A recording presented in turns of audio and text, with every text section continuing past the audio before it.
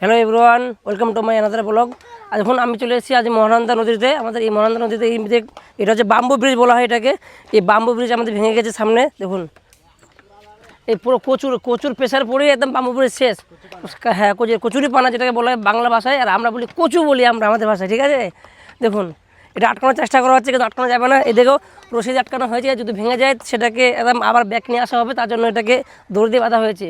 যেমন ওই দিক দিয়ে হচ্ছে বাড়িয়াল ঘাট, ওইদিকে পুরোপুরিভাবে জল আসছে, আর এদিকে চলে যাচ্ছে একদম। এই নদীর নাম হচ্ছে কিন্তু আমাদের মহানন্দা নদী, অথবা নাগরে বলে থাকে অনেকে, ঠিক আছে। চলে পিছু চলায়। দেখো এখান থেকে এই দেখো পুরো একদম হাফ ব্রিজ, একদম বাম্বু ব্রিজ যেটাকে বলা হয়, মাচা বলি আমরা লোকাল ভাষায়। আবার এই মাচার সম্পূর্ণ হাফ চলে গেছে কিন্তু নদীতে।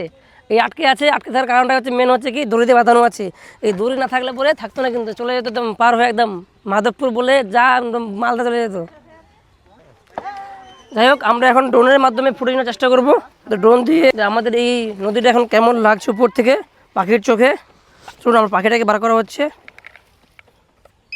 ভিডিওটা যদি ভালো লাগে থাকে বন্ধুরা, অবশ্যই লাইক শেয়ার কমেন্ট অবশ্যই করবেন, ঠিক আছে।